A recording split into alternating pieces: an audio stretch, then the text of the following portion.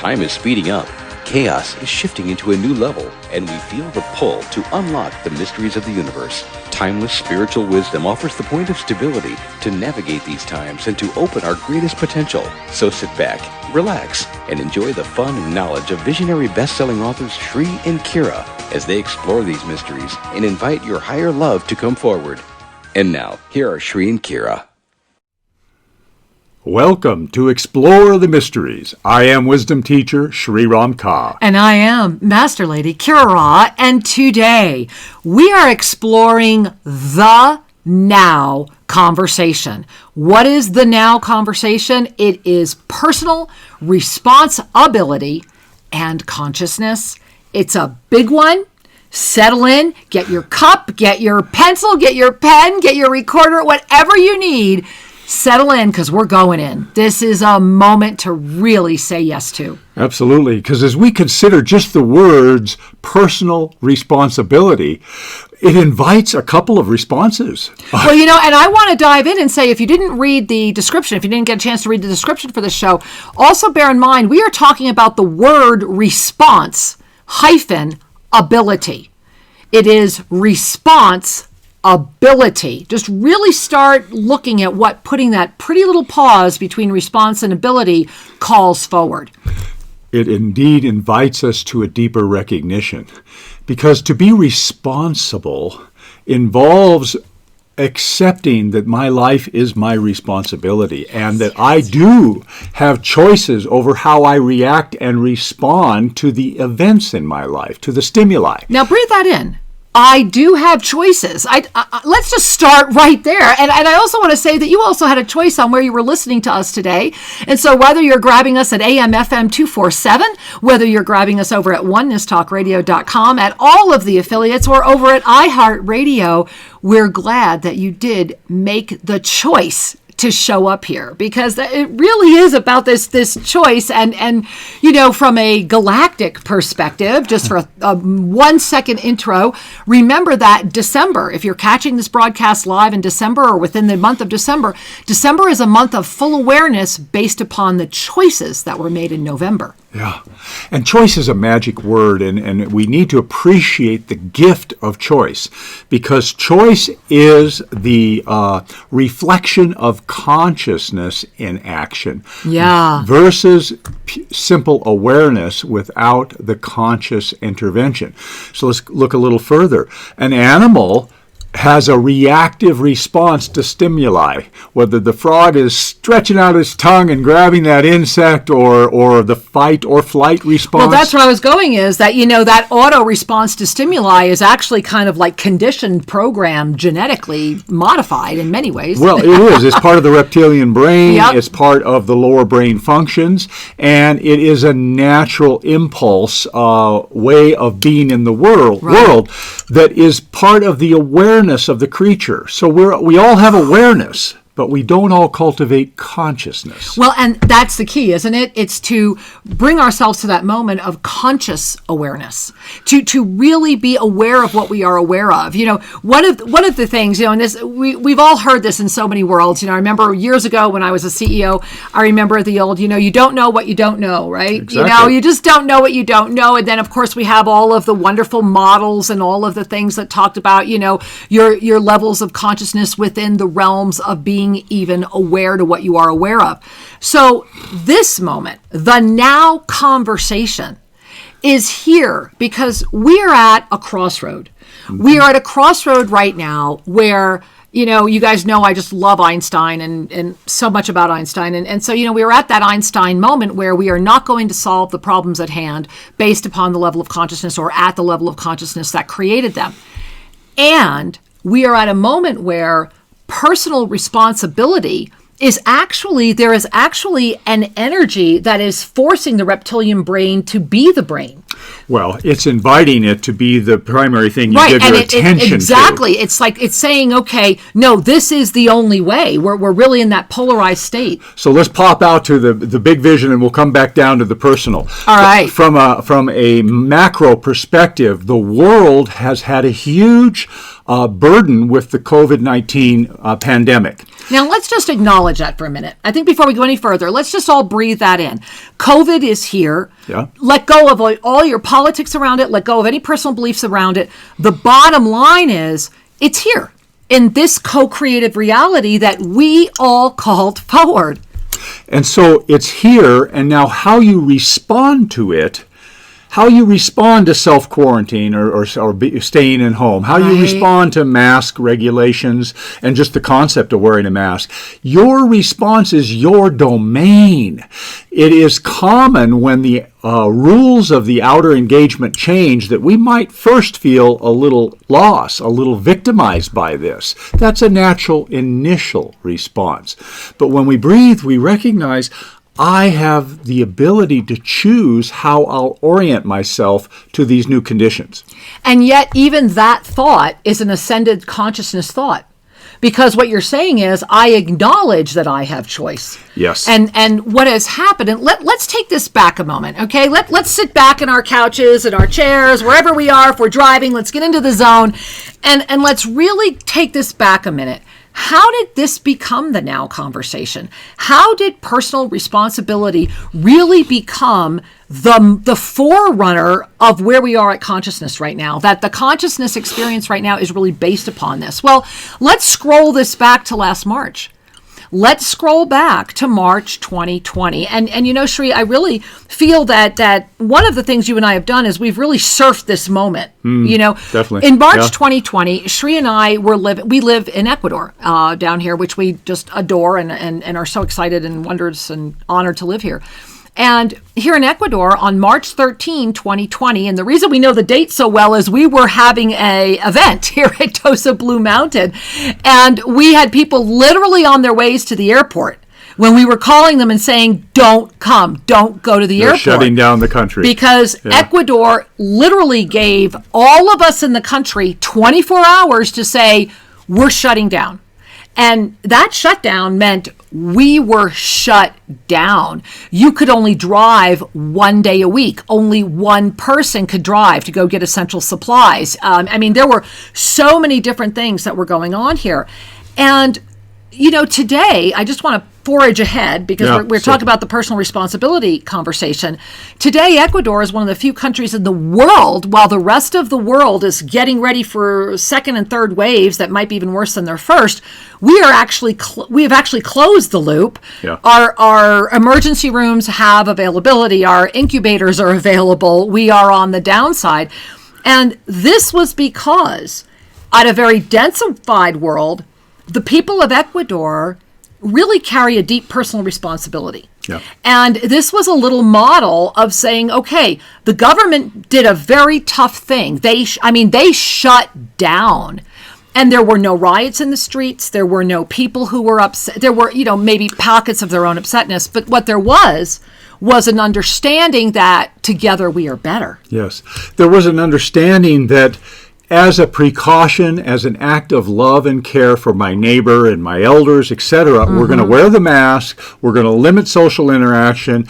And what happened in Ecuador is similar to many countries. There was this wave of the infections and the crisis in the hospitals. Everybody that's in the healthcare support network got better educated. They knew how to handle it. They got more ventilators in. And the wave then subsided. And then the government slowly began to reduce the restrictions, and the people were delighted that they could now at least have isolated tables and restaurants and things like that. And I'm referring back to June now.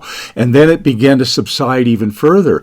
And so Ecuador has taken a very measured response where today we do have some social distancing requirements and wearing the mask in public. However, people can drive, people can go to the stores. It's really and there's normal. Very little, there's no increase in the infection. It keeps going down, down, down.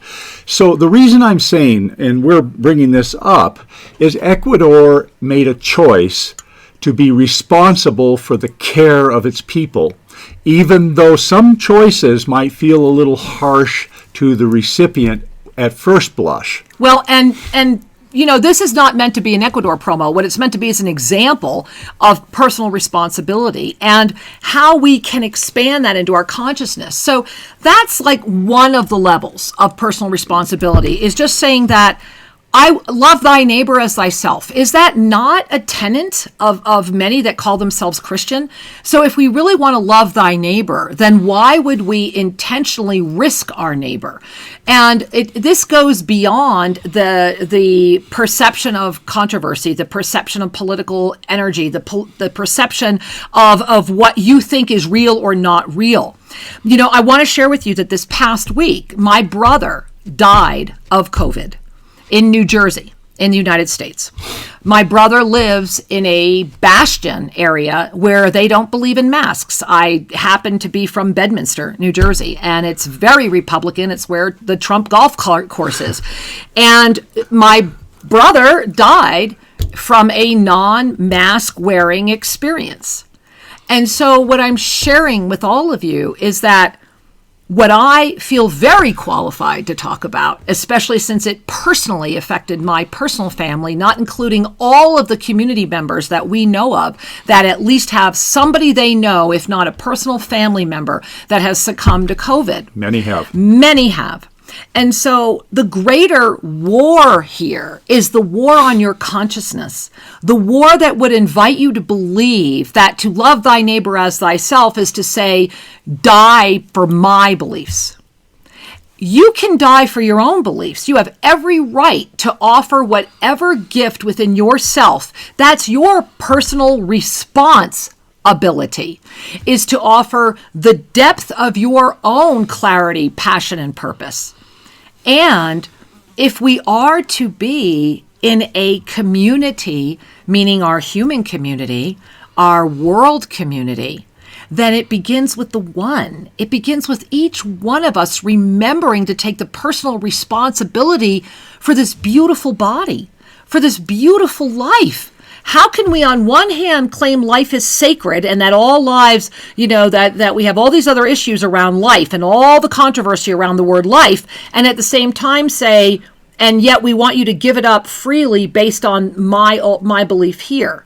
It is this me, soul me focus that is actually calling it the consciousness of personal responsibility. And I know this is a controversial big topic, and that's why I also want you to make a note. This is a two-parter, and the second part of this show is actually happening Tuesday night right here. All these same networks, wherever you are with us right now, you can also find us Tuesday night, where we will be with you. Oh, no, not Tuesday night. Wednesday night at AM/FM.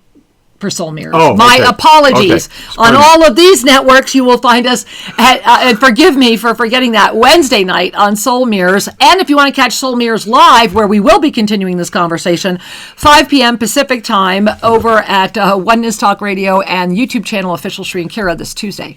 So let's just back up for a moment. The issue isn't about COVID. COVID is an example of a state of consciousness. It's a call to arms. It's a clarion call of consciousness. Well, very much so. Because when we begin to acknowledge that my life, I am sovereign. My energy, how I respond, how I process the world is in my domain.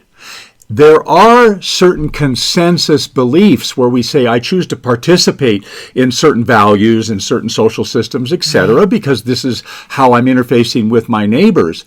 However, ultimately, that's a choice to benefit your sense of value and belief. So we all have dominion over what we believe. What happens in a greater world interaction is sometimes there are situations that inflict a sense of pain or limitation. The question is, how do I respond to those? Yeah.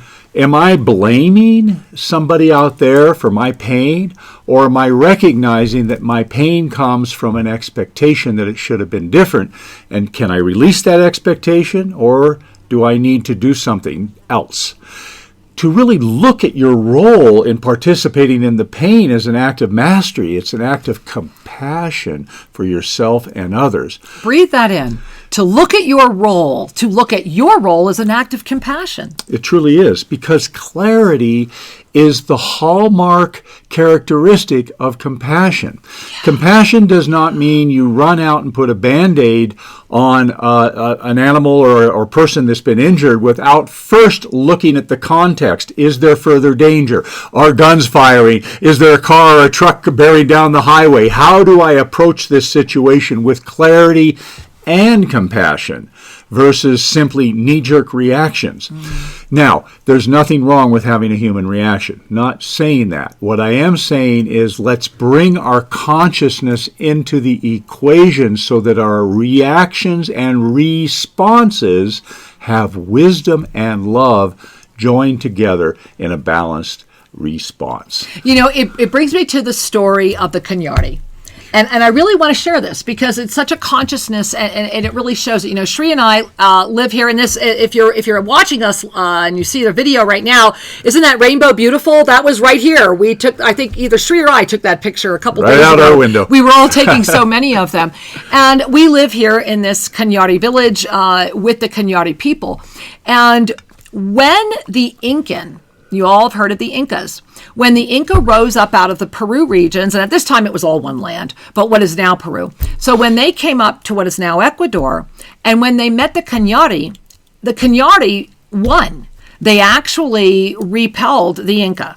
So the Inca retreated, they went back down, and they assembled a 150,000 person army to come back a year. It was like 18 months later to come back and once again say, okay, to claim the territory. We're going to claim this. We're going to do this. Well, when they came back, and at this time the king was Duma, when the tribe leader Duma, when he saw what was before him, rather than do the knee-jerk reaction of, you know, fight, and my ego means that we're going to win, doesn't matter if we're outnumbered, my ego will never give in, and because of my ego, I'm going to slaughter all my people.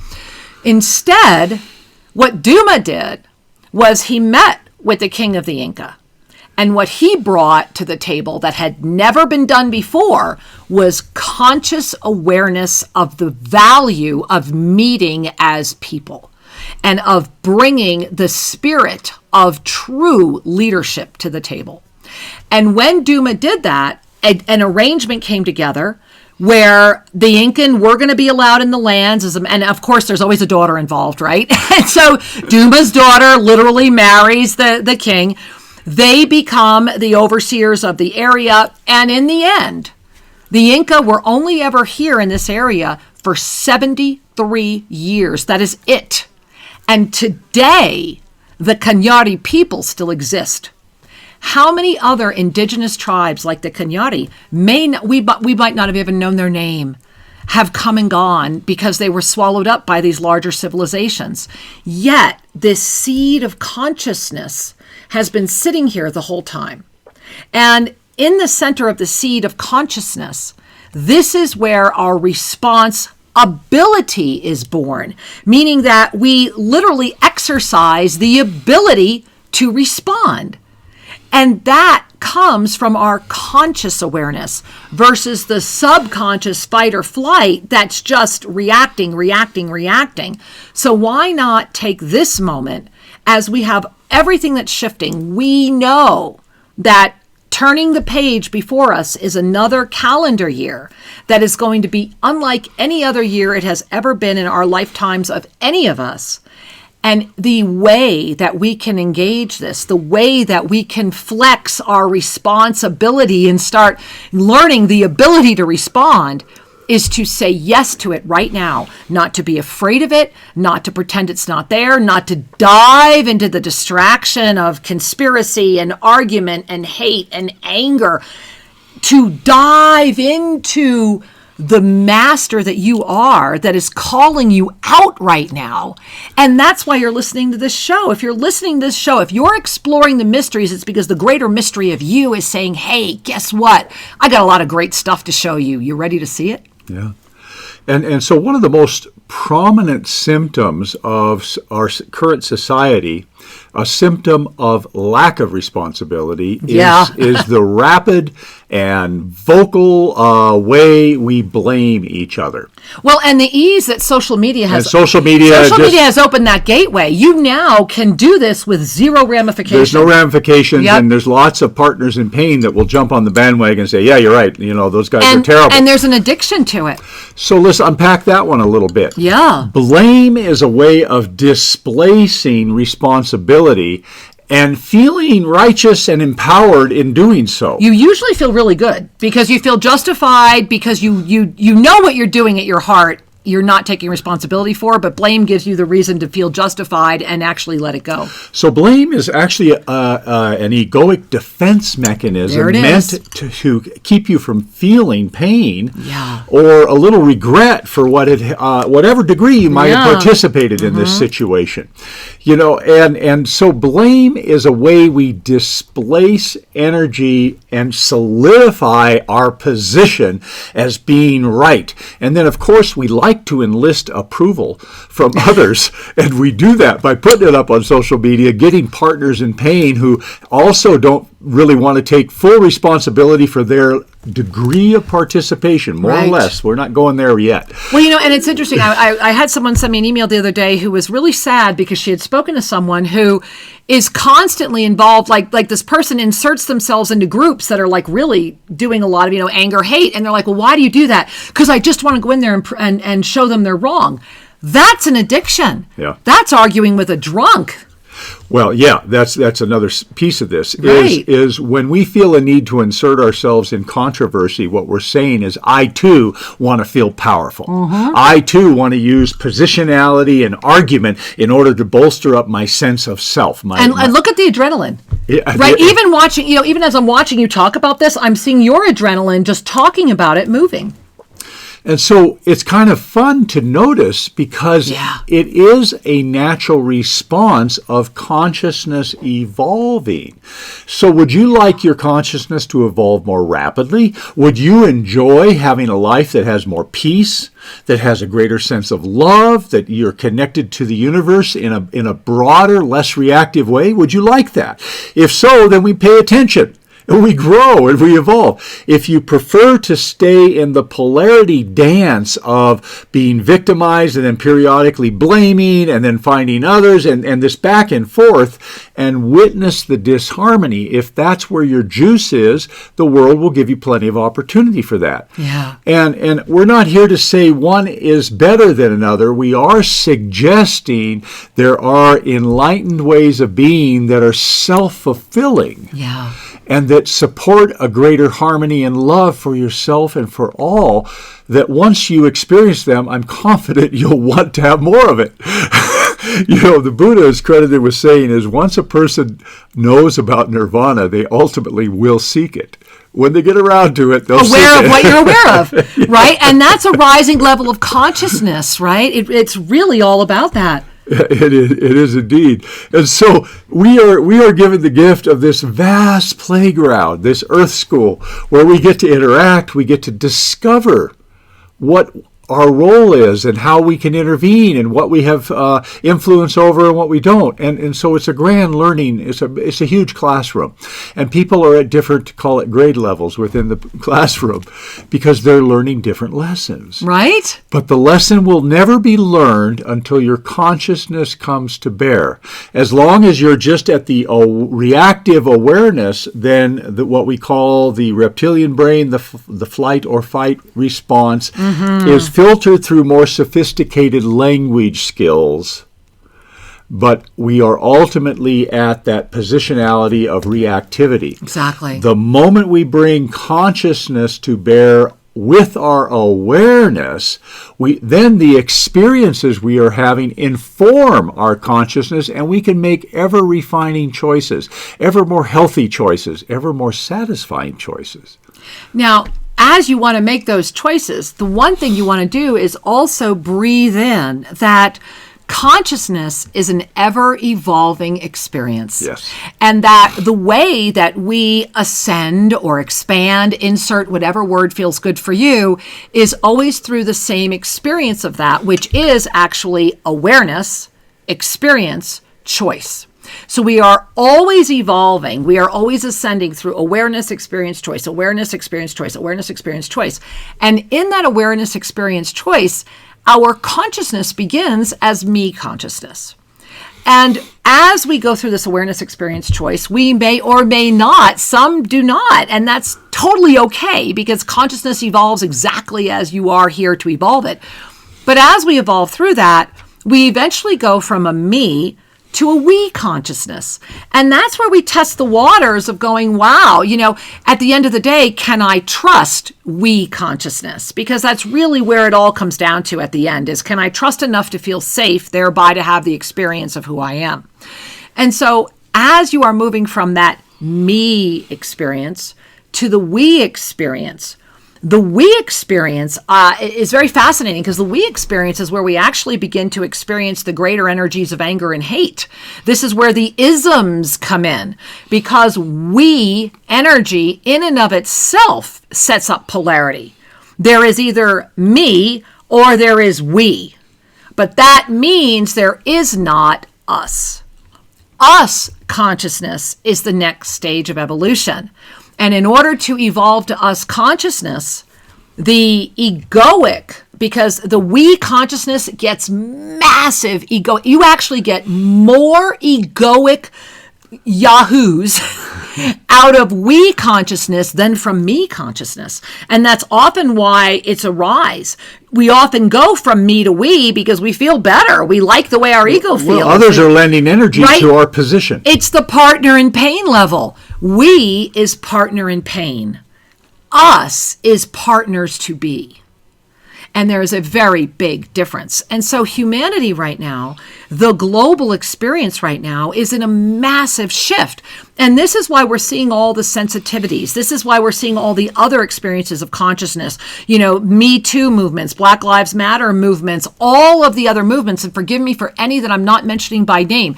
The key is just to pay attention that the reason all voices are coming forward is because we are at the precipice of breaking free from the we to the us. And whenever a precipice moment of consciousness arises, so will that which is so terrified. It will do everything in its power to stop it because what we are at is the last bastion of the dancing ego. And that is deflecting itself back to the core of the human condition, which is victim consciousness. And when we come back, we are going to be unwrapping victim consciousness. We are going to be diving into this illusionary experience of the me and gazing at how this now conversation, how the moment to be response able is in front of you and calling out to you and saying, hey, if not now, when? Powerful self-reflective question. We are going to go a lot deeper into this conversation. There's a lot more show to go, so stay with us as we take a small station break.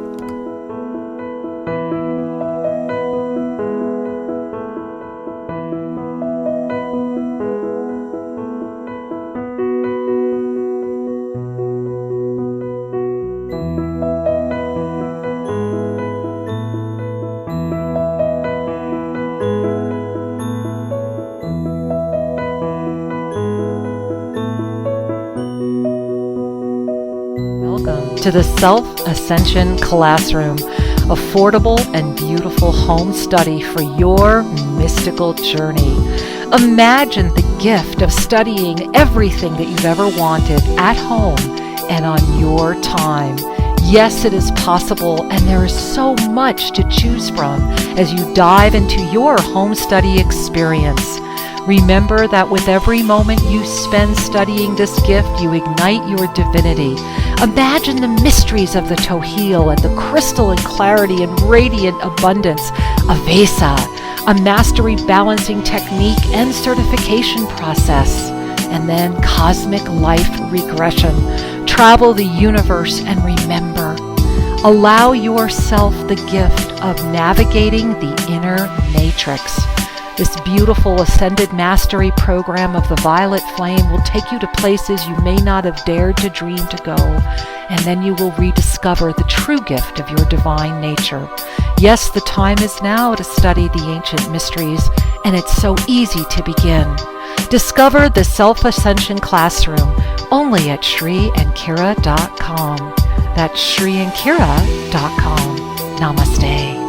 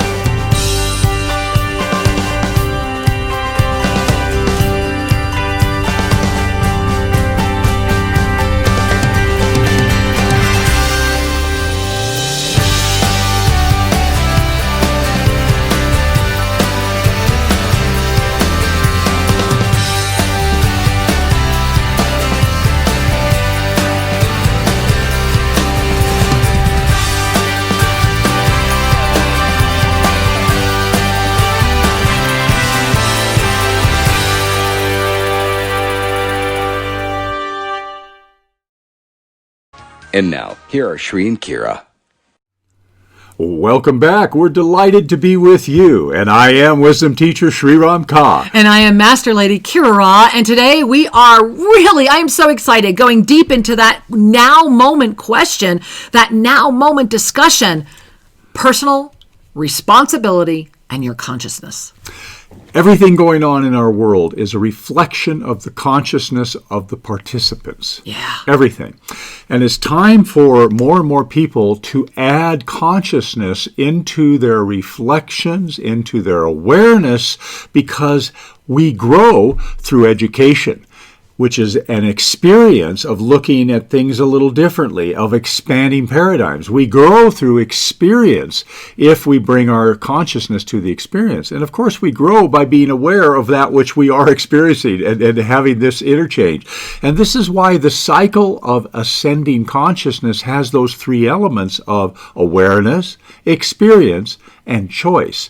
Ever refining as we have greater consciousness of our experiences, we're able to make more informed choices. And this cycle continues throughout our life. Now, we can ignore it for a period of time, or we can be acutely present for this cycle and evolve more quickly. Well, but it's not only ignoring, it's being even aware, because this cycle is happening no matter what. It's a subconscious, it's running because your consciousness is. Nothing can deny that. The key is getting to the moment where you are consciously aware, consciously experiencing, thereby creating through conscious choice. Because the cycle of ascended consciousness is continual, it is ever refining, and it is a spiral because we live in a spiral energy. We are ever refining. The gift of a spiral is that as you are in the spiral, a couple things can happen. You can spiral up, you can spiral down, or you can just be in this lateral spin, which is where most spend a lot of their time, because the lateral spin is where we are outside of our conscious creation. And so it means that the subconscious paradigms are running. And this is so important. Right before the break, we started talking about how our consciousness evolves. And through this awareness experience choice, we are born into me consciousness. It's me, me, me, me, me. And my goodness gracious, it has to be. We have to learn how to even survive, right? As babies, we're born helpless. And so it's all about me. How does me eat? How does me get happy? How does me diaper get changed, right? How do I tell you I'm in love or in pain or whatever? So of course it's me. And in the me is where we first ignite that fight-flight response, because it's subconscious. We have all these things that are formulating. And then it is through our own experiences. We're aware of ourselves as a me. We're having these experiences of life that we're constantly making choices. The awareness experience choice cycle is happening instantaneously while it's happening in a moment, while it's happening in a minute, while it's happening in a month and a year. It's constantly happening. It's like circles within circles within circles within circles. And that's what your consciousness is. It's an ever refining spiral of energy. And so to be able to move from me to we is a lift. And it is a lift that is very much aligned with the me, because it's how a bigger me gets to feel even more, quite frankly, egocentric. Because the we is very ego-centered, and that's why it is the largest group, and that's why it is the most dangerous group, and that's why it is the most easily to influence group, because it is 100% ego-based. Well, the we energy has a little bit of that crowd phenomenon. Have you ever been in a large group where they're all cheering for the same team? There's an energization that happens because of that alignment energy. It's a useful learning tool. It's a stage along the way of the evolution of consciousness. Let's use a practical example. How many of you have had one or two or more unhappy relationships, where you had your loved one and you thought maybe this is it, and it crashes. Right, you're in that cycle. Why is this happening? And it's a beautiful example that through pain we begin to learn, and that the ego seeks the same old dysfunction. How often does the next relationship have the similar problem? And the different wrapper, same problem. It looks different at first because it's a different person. Like Kira said, a different wrapper. But it comes down to some energy that you start to see the repetitive pattern. Well, it's that old adage, isn't it, that no matter where you go, there you are. And that whatever unfinished business, the traumas from childhood, our preferences, predilections, limiting beliefs, they keep playing out until you become more aware of them and take action, meaning a choice to resolve them, to grow, to heal. And so we could relate to that. This is a great example of how we all grow and mature. And one of the things to remember is that when we shift the context, meaning how I'm looking at it, I begin to take in more information, and I inform my consciousness that there are other choices, there are other ways, there are other strategies, for example. Well, this is how we start flexing our response abilities. There it is. Right? We really become consciously aware. This is the gift of the we consciousness experience, is that it does broaden and expand you. And at some point, either the we becomes the anchored energy, and that's where the consciousness digs in and gets very addicted and attached to the hate and the anger and the fear, because it's all, at the end of the day, it's all about fear. Yeah. And then you have that opportunity to really become empowered in that we, or it breaks you free even more to see the greater us. Because in the greater us, the consciousness lifts into the capacity to be fully response able with all experience. One of the things that we've seen, and oftentimes within certain religious affiliations, is at their best expression, there are saints, there are representatives of every grand tradition out there. True. And these representatives always are embodying a sense of love, compassion, and wisdom that is a kind of a high watermark. And a point of inspiration, meaning I recognize something in there. It touches my heart. It inspires me to emulate that. What's going on there? These folks, these saints, these wisdom teachers are all offering you and reflecting to you the very nature of your own soul, the very nature of a higher truth that you have within you. Otherwise, you wouldn't recognize it. You wouldn't even see it. And sometimes you actually might feel repelled against it only because your own energy field, and this is very, very common, where we can come up against that, even meeting our beloved, taking it into our personal experience. You can walk right by if your consciousness is not meeting at that same experience of awareness and a choice to consciously be available. And so all of us, to some degree, are aware that we have a spiritual journey. And some folks may not consciously talk about that. And you might call it something else, the inner journey. Yeah. Even people who I've met who claim to be very atheistic are very responsive to love, to energy, to notions of unity, etc. Those are the qualities of these saintly beings, is love and unity and wisdom and a greater capacity to love what seems to be in opposition to their actual needs. Yeah. Because to the one holding a more ascended consciousness, nothing is in opposition. Right. We are all cultivating a greater harmony. And so it's wonderful to have these examples of the journey before us, because to the extent that we allow ourselves to be inspired, Yes. we will continue to grow through the egocentric positionality and broaden our capacity to not only include more of the world, but to enjoy more of the world. Yes, yes, yes. You know, the greater our capacity to look out and see everything as beautiful, everything and everyone is beautiful, the more happiness, bliss. Now, I got to jump in. I'm hearing the ones going out there, yeah. I hear this all the time. It's all love and roses, blah, blah, blah, blah, blah. That is not what my beloved is sharing with you right now. What we are inviting you to breathe into is to claim the conscious state of joy for just having this moment to breathe, for the gift of having a body, for the gift of being here in this timeline, in this moment right now. You know, one of the premises of that spiritual experience or that inner journey is the remembrance or the recognition that this is not all you are. Yeah. That the you that you identify with, that is this beautiful body, is actually the greatest expression of your consciousness. Your body is the conscious experience of the energy that you are. And again, back to Einstein. I had a great Einstein quote on that, but I don't have it in front of me and I don't want to misquote it. But Einstein talked about it, that what this is vibration slowed down, so intensely slowed down.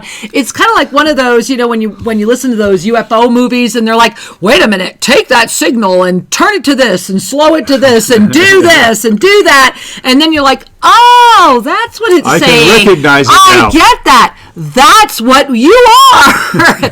You are that after it's been altered back to what we can actually experience. And Einstein said it well. It's because the senses are of this deep, dense experience. The senses are the me. And so the senses, the me, are the creation. And what if you could relax enough or imagine enough or pretend enough or just release enough in this moment to get to remember you have the power to control all this. You have been spending your whole life thinking that you're just a victim of all of this, whether you use the word victim or not. It doesn't matter. But you somehow think that everything that's happened to you, the way your body is acting, the pain that you're in, the life circumstances that you're in, everything, that is the blame game. Yeah. At every level of sophistication, and there's a lot of sophisticated we consciousness that supports the blame game. And it all comes down to that energy, which me and we consciousness loves. And it is an addiction, and it is a limitation, and it is called victim. consciousness. Yeah.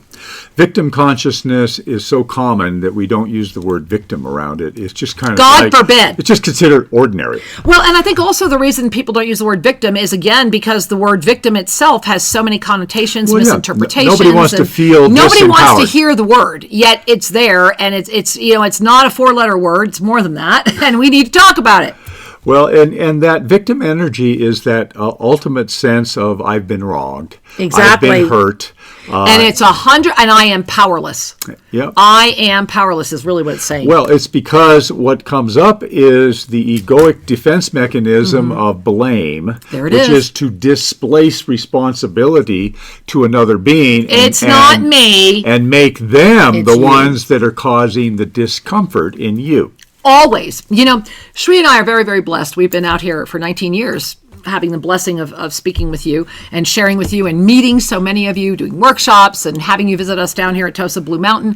And the one thing that I have witnessed over and over again, as Shri and I have witnessed over and over again, are these beautiful people who come to us and go, I'm here to study from you because this person did that, and that person did this, and this person did this. And what I know in my heart is that at some point I'm next on the list unless they're willing to look at themselves. Because everyone will continually be the problem until you're willing to gaze within. Yeah. Until you're willing to say, wait a minute. And I'm not saying or justifying that sometimes some of those things that happened are very real and very justified and need to be looked at. And they were all part of the journey that bring you to the you. And when you can get to the moment of really getting clear, clarity, purpose, and passion, when you can get there, then you can break free. Breaking free is kind of a paradox in its own right because yes.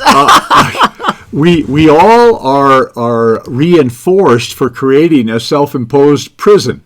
We're reinforced to look at life a certain way, to behave a certain way. And when I say reinforced is, where do you get your attention? Where do you get your strokes? Partners in pain. And so that emotional body, right. That emotional identity is got its boundaries and has its form and has its content. Mm-hmm. And as long as that emotionality is governing the way you look at the world, you will be dependent upon other people's behavior. Always. And if my happiness is dependent upon other people's behavior, then what am I? You're going to be whipsawed is what you are. You're going to be up and down and cycling and thinking you're psychotic or bipolar because you're always going to be up and down, up and down, up and down, up and down because the you that is within you has yet to remember the power you wield. And this is that victim triangle. Let's talk about that. And so through awareness, experience, and choice, as we begin to widen our scope and see our role in this whole cycle of victim, abuser, rescuer, abuser, rescuer, we begin to lift through it.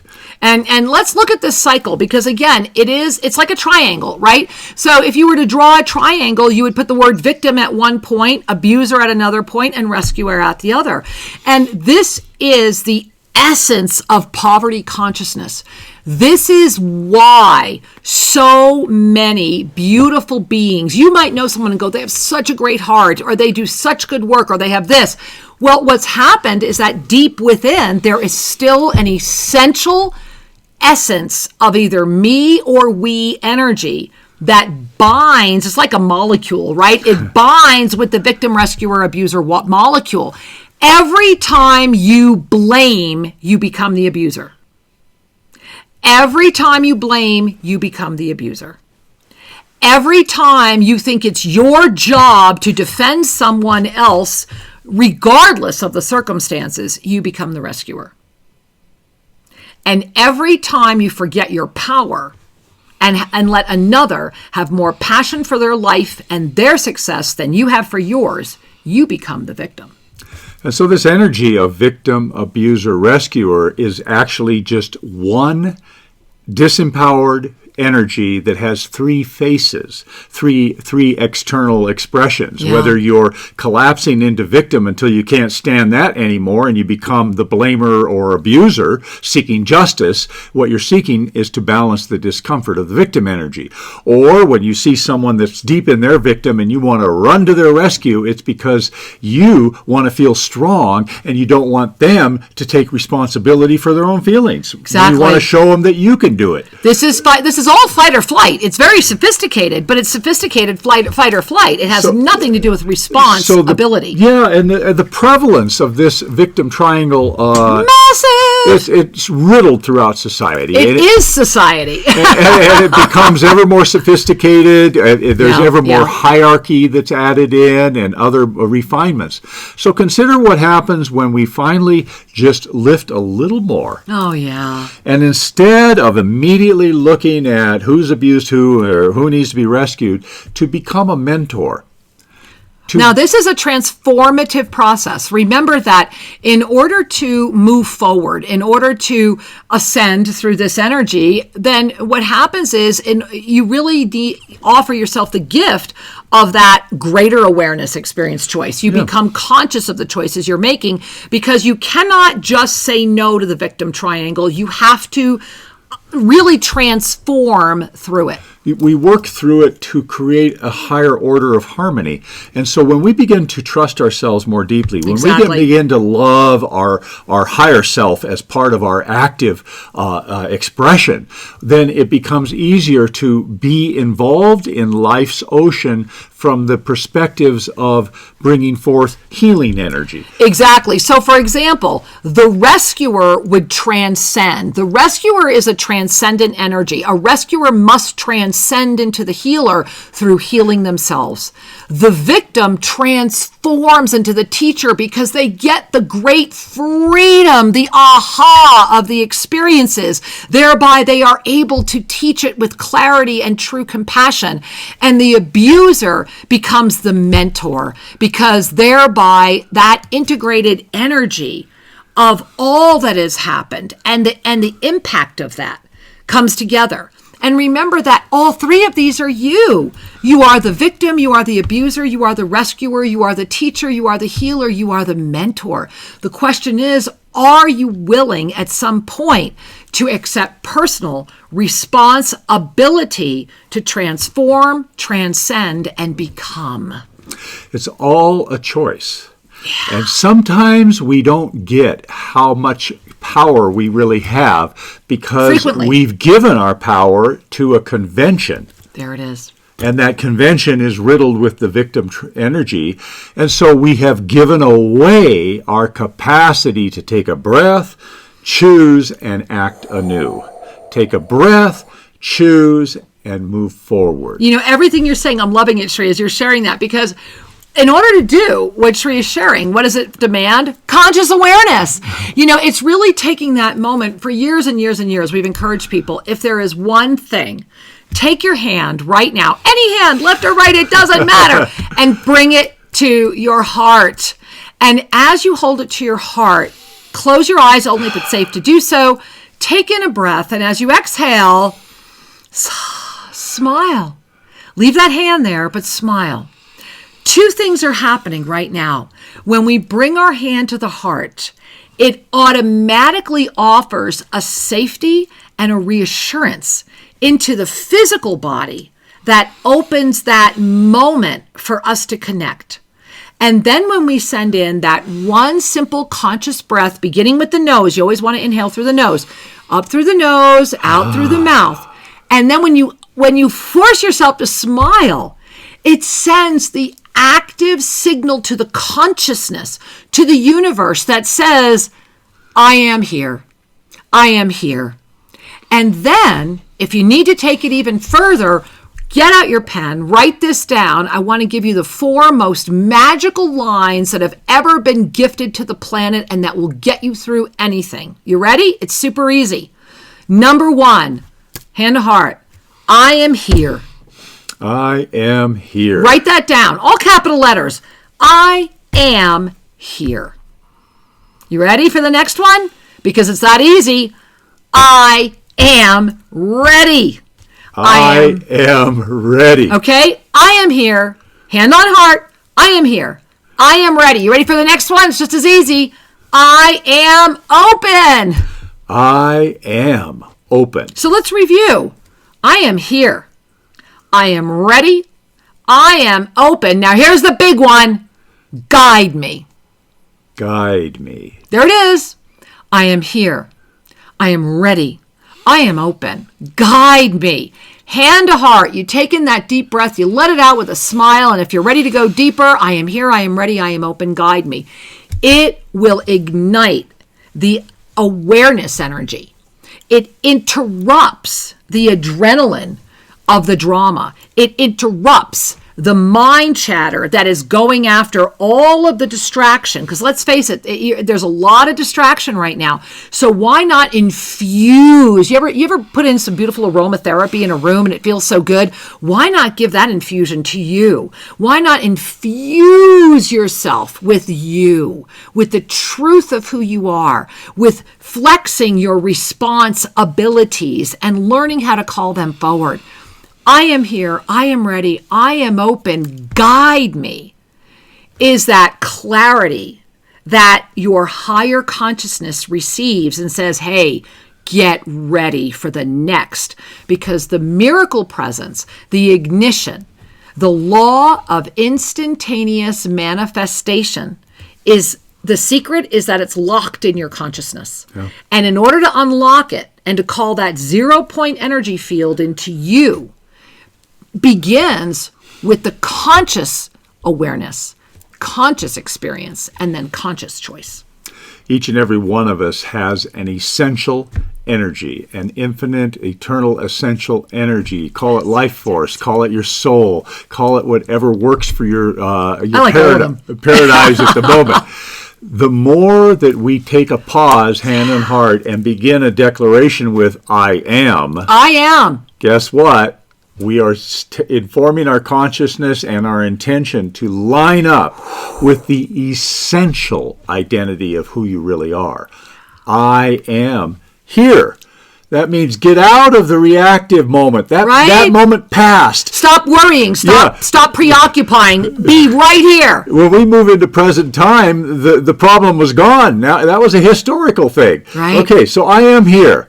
I am ready, meaning I can take action, informed action. I can move forward. I am ready. And I am open allows the wisdom and an expanded paradigm to start being recognized. I am here. I am ready. I am open. Guide me. An invitation to your higher self, an invitation to spirit as you choose to understand spirit, to come in and offer a loving influence, a wisdom. Guide me. Guide me. And it also is a relaxation of the me, we ego. Guide me invites the us.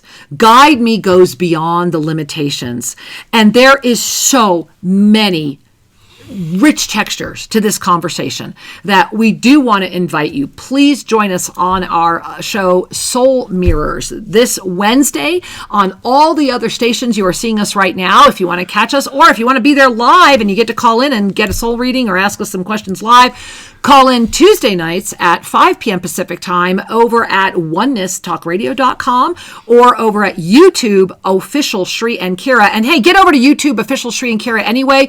Lots of ton videos, lots of free information. And if you have not visited our website, make sure you get there, shriandkira.com. Now, guys, just got to give you a shout out. What are you doing New Year's Eve? Because this New Year's Eve, Shri and I are offering to you right now a live broadcast from here at Tosa Blue Mountain. There will be a live ensoulment, some huge announcements, great gathering of community. Those of us that are here live, we always dress up crazily. It's our big wear your mastery costume. So if you're going to join us at home, find your costume, join us and be part of the party. ShriandKira.com, all the details. All the more important in this virtual connection world that we seem to find ourselves in is to connect with the positive. Yes! Connect with people who are radiating a spiritual trust. Be response-able. To be able to respond to that which brings forward peace in your life. Yes! Joy in your life. And of course, you can't have peace and joy without a sense of love. There it is, the magic recipe, peace, love, and joy. One of the things that I want to remind you is this is your birthright. Yes. Regardless of anything going on in the outer world, you are a beautiful being that radiates peace, love, and joy at your core. Let's bring that forward and enjoy it evermore. We look forward to being with you again next week. We're exploring the mysteries. You are the blessing. Namaste. Namaste. Thank you for joining us at Shri and Kira Live. To have your questions answered, send us an email to guest@shriandkiraradio.com and check out more information at shriandkira.com. See you next week. Namaste.